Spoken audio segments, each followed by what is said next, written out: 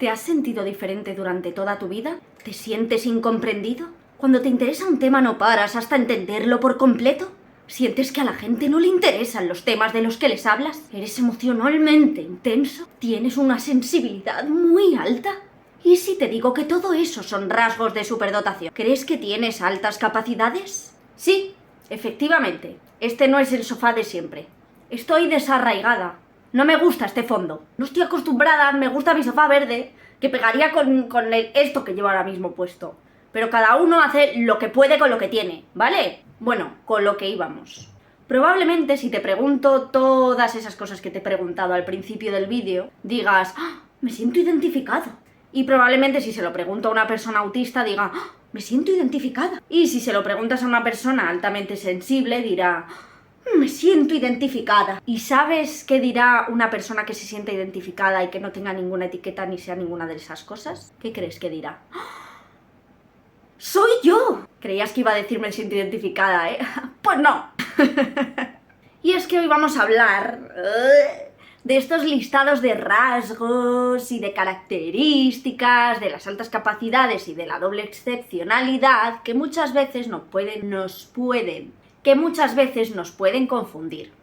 Pero concretamente voy a hablar de cómo nos pueden confundir a las personas que ya estamos evaluadas de altas capacidades todas esas características y todos esos rasgos de la doble excepcionalidad, que en un momento vulnerable nos hacen preguntarnos, ¿y si tengo doble excepcionalidad?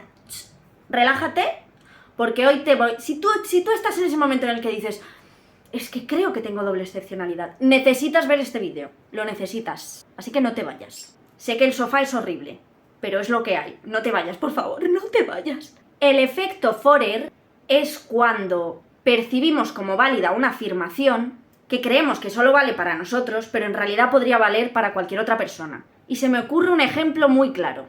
El horóscopo. Y es que el horóscopo es el mejor ejemplo, ¿no? Porque tú cuando miras esto de te va a pasar esta cosa o esta otra en el día de hoy, yo no suelo mirar el horóscopo, entonces no sé qué te suele decir el horóscopo, ¿no? Pero es muy probable que te metas en tu signo y digas, ¡oh, madre mía, tienes razón en todo! Y es que hace que nos sugestionemos de tal forma que es que nos lo creemos y nos da igual que sea mentira. Desde aquí, todos mis respetos a quienes creéis en el horóscopo.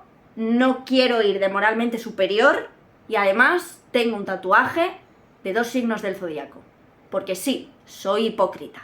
En fin, que con los listados de rasgos, tanto de altas capacidades como de autismo, como de TDAH, como de doble excepcionalidad en general, sucede lo mismo. Por ejemplo, un rasgo del que se suele hablar mucho en las altas capacidades, el sentido de la justicia.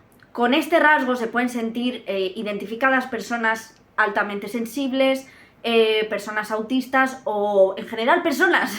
¿Qué pasa? ¿Que la gente que no tiene altas capacidades no tiene este sentido de la justicia? Pues sí, claro que sí. Y es que aunque sabemos que cuando vemos un listado de rasgos, lo típico de no tienes por qué cumplirlas todas. No todas las personas con altas capacidades tienen este rasgo. Y este rasgo no es exclusivo de las altas capacidades. Pues entonces, ¿para qué haces una lista? ¿Pueden ser útiles? Depende. Pero bueno, no es de eso de lo que estoy hablando, es que me voy por las ramas. El tema es que, como sabes, cuando descubres tus altas capacidades pasas por una fase de sobreinformación y estás todo el rato leyendo cosas, todo el rato buscando información por todas partes, altas capacidades para arriba, para abajo, libro para arriba, para abajo. Y es que el tema es que muchas veces nos creemos que cuando nos valoran de altas capacidades, ¡hala! ¡Ya está! ¡Ya me he entendido! Pero no te has entendido.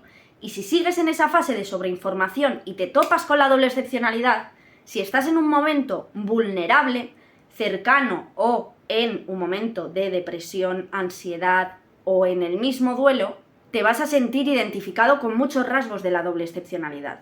Sobre todo porque, como he dicho anteriormente, estas listas de rasgos son bastante genéricas. El caso es que muchas veces nos dan ese diagnóstico de altas capacidades y seguimos sin entendernos a nosotros mismos y seguimos percibiendo y sintiendo cosas que dices, es que yo no soy normal. Entonces tú sigues buscando etiquetas que justifiquen que estás como una cabra, básicamente. Y puedes sentirte identificado con términos, por ejemplo, relacionados con el autismo como el burnout o síndrome del trabajador quemado o de la persona quemada por la vida. Estrés crónico, diría yo.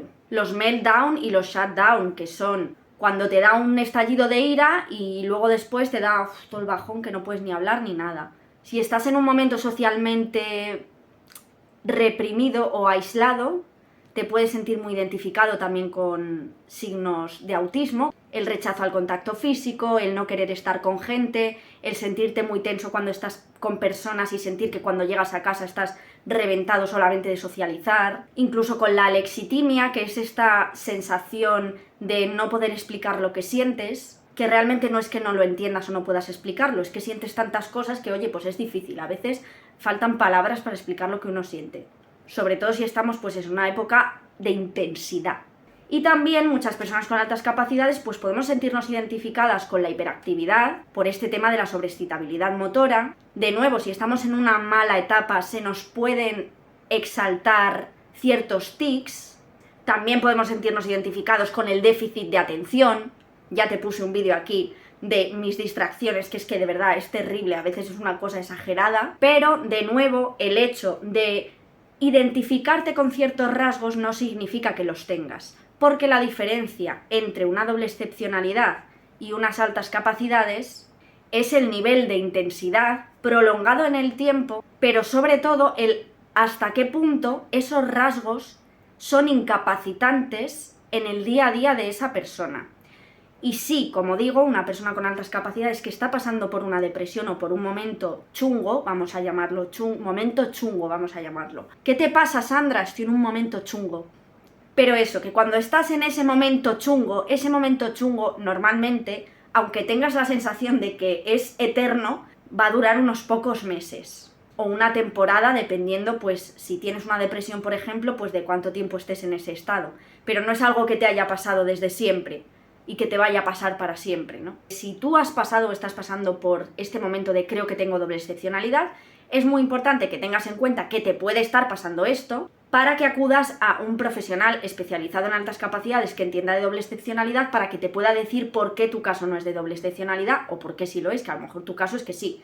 Pero bueno, el caso es que cuando ya tienes un diagnóstico previo de altas capacidades, es que incluso te dices a ti misma, oye, a mí me pasó esto también con las altas capacidades, ¿no? Yo pensaba que las tenía, busqué un montón de información y efectivamente las tengo. Entonces, como ya tienes esa afirmación previa, dices, si acerté entonces, ¿por qué no voy a acertar ahora? Y esto alimenta un poco esta confusión. Sobre todo porque dices, si es que nadie me entiende mejor que yo, y efectivamente nadie te va a entender mejor que tú mismo. Pero una cosa es que tú te entiendas y te comprendas a ti misma y otra cosa es hacer un diagnóstico en base a ello.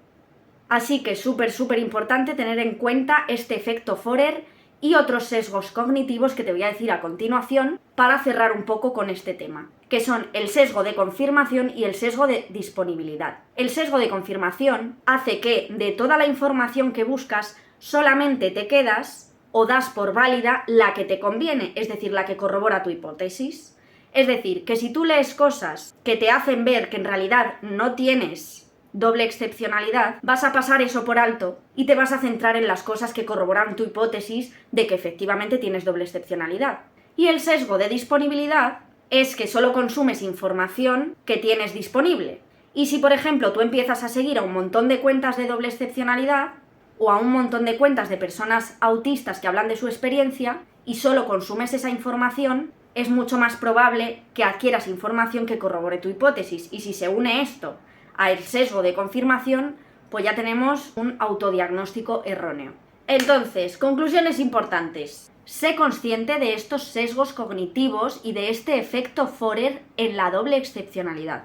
Recuerda que aunque tuvieses razón la primera vez cuando adivinaste o descubriste, que en realidad ya lo sabías, que tenías altas capacidades o que eras superdotado, no tienes por qué tener razón con la doble excepcionalidad. Recuerda que si acabas de recibir tu diagnóstico y acabas de descubrirte, es probable que estés pasando por este duelo y que no te estés dando cuenta y que pienses, ya lo he superado, pero en realidad no has llegado a la fase de aceptación, estás ahí tucu todavía. Y no pasa nada, porque es que es un proceso muy largo, de verdad. Y como conclusión final, no necesitas otra etiqueta para entenderte. No todas las cosas que te pasan se explican por las altas capacidades, ni todas las cosas que te pasan se pueden explicar por otra doble excepcionalidad. A veces hay bloqueos, traumas de la infancia y otros rasgos de personalidad, además de un contexto X en el que tú hayas crecido, que hacen que te desarrolles de una manera, que tengas unas conductas, unos sentimientos, una gestión emocional X, que en un momento determinado te puede hacer creer que tienes doble excepcionalidad, pero en realidad no la tienes. Y lo más importante, consulta con un profesional si tienes sospechas. Y nada, pues mis saludos desde aquí, que hacía mucho que no me pasaba por YouTube, y este es mi nuevo fondo. No me gusta, pero nada, ¿qué le vamos a hacer? Hola amigos.